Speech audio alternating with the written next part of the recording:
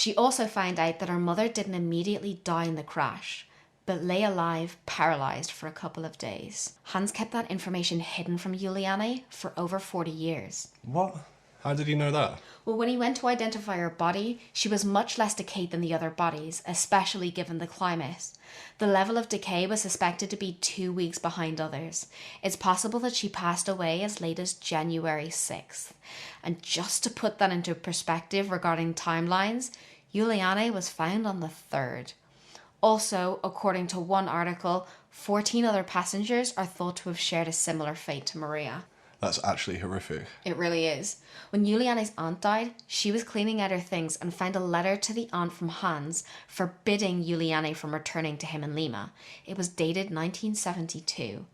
She was upset, but she felt that it came more from a place of hurt and heartbreak than a place of hate or resentment. All the physical things she went through, but think of the mental toll that would actually take on someone. Right? She never received any psychological help. It just wasn't a thing like it is now. But whilst Juliane was living in Germany, she went to the University of Kiel, like her parents, to study biology and received her doctorate from Ludwig Maximilian University of Munich. She graduated in 1980 and returned to Panguana in 1981.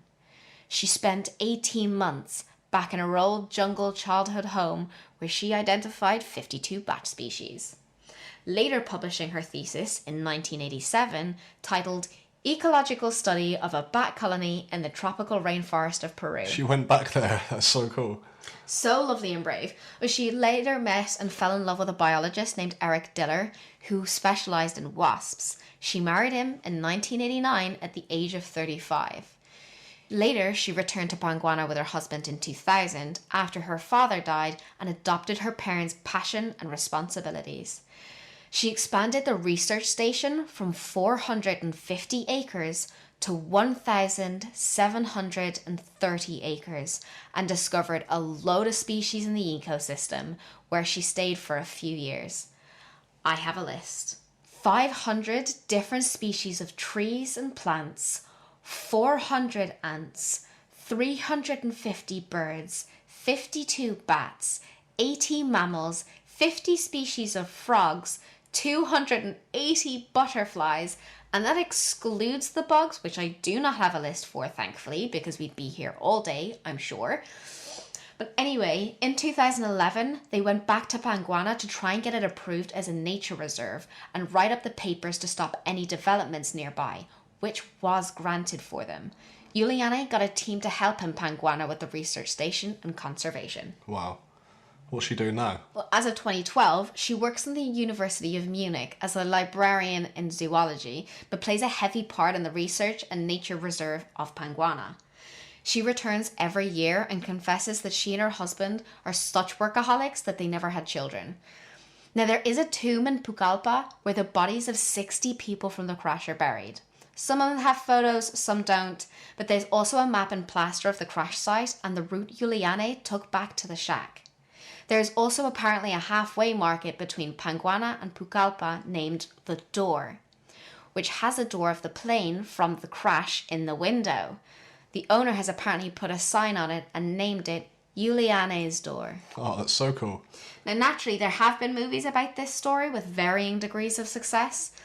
The first film was made in 1974, less than 3 years after the incident, made by Italian filmmaker Giuseppe Maria Scotese. Juliane actually collaborated on it a bit, but I'm using that term lightly. It was released in English as Miracles Still Happen with a British actress named Susan Penhaligon, but Juliane was very unhappy with it. It was sensationalized and fake. She was portrayed as this scared girl who bumbled her way through the jungle afraid of everything. There was also a scene where she befriends a baby monkey and had to leave it behind her. It was this whole emotional scene. It was just so unrealistic. Why do they always do that? And the constant need for like a comedy sidekick? I don't even know. Eventually, 25 years later, in 1998, there was a documentary film called Wings of Hope by German director Werner Herzog. They revisited the crash site with her, and it was the first time she'd been to the actual crash site since the whole ordeal, and wasn't entirely sure she was going to be able to do it. She retraced the whole journey, even sitting in the same seat as 1971. 19F. That must have been so hard. It was. So many emotions. And this story has another super interesting fact here. The director, Werner, was actually at the airport the same time due to be on that very flight that Juliane and her mother were on, because he was supposed to be scouting for a movie he was doing nearby. What are the chances? I know, but at the last minute, there were cancellations and itinerary changes, and he didn't board that flight. By the way, Lanza Airlines closed down after this crash. He went a few days afterwards to film Aguirre Wrath of God and was filming only a few rivers away whilst Juliane was fighting for survival. Juliane accredits Wings of Hope with coming to terms with her ordeal and credits it to allowing her to return back to Panguana in 2000 and to take on her parents' dream. It also allowed Juliane to write about her ordeal. For so long, she just wanted to have her maiden name to be known, but since she's released her book, she freely now uses her married name of Diller. Also, Greta Thunberg moved out of the way because check this quote out. In the lonely nights I passed in the forest, I said to myself, if I survive this, I will make something important for humanity and nature. Those are great words, but only words, and up until now I've been thinking, have I achieved this or not? And that is another way of feeling guilty. So now she's gone back like Simba to take on her parents' kingdom and claim her rightful place as badass nature lady. Much respect to her. Where can everyone find out more about Juliane? Well, you can buy her book named When I Fell from the Sky from Amazon or online, and you can watch Wings of Hope on YouTube. The book apparently goes into a lot of detail of before and after the crash, more than the crash itself, including her work with Panguana. I haven't read it, but it's what I gathered from the reviews online. I actually sat and trolled through 205 reviews, reading every single one of them. But as for the documentary, Wings of Hope, I got a slight shock because she speaks German throughout it, which I know isn't entirely shocking, but she grew up in Peru. I was just expecting it to be Spanish is all. Yeah. I mean, they have an English translation, but you can hear her speaking German under the English translation. Anywho, there's loads more details in the documentary, and she meets one of the fishermen who found her. It's really interesting, and you should check it out. Okay, go check it out, people. So that's pretty much it for the crazy life story of Juliane Koepcke, one of my favourite survivor stories. I just didn't know what happened afterwards until I took a look at this story, and it's been such a wild ride for me to read up on.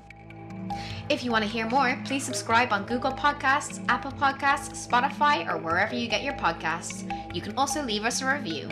If you want to follow us on Facebook, Instagram, or Twitter, you can find us at Not Me, Not Today Podcast, or check us out online. Just head to www.notmenottodaypodcast.com. We'd love to hear from you, so feel free to send us an email at notmenottodaypodcast@gmail.com. Until next week, stay alive. Bye. Not Me, Not Today podcast.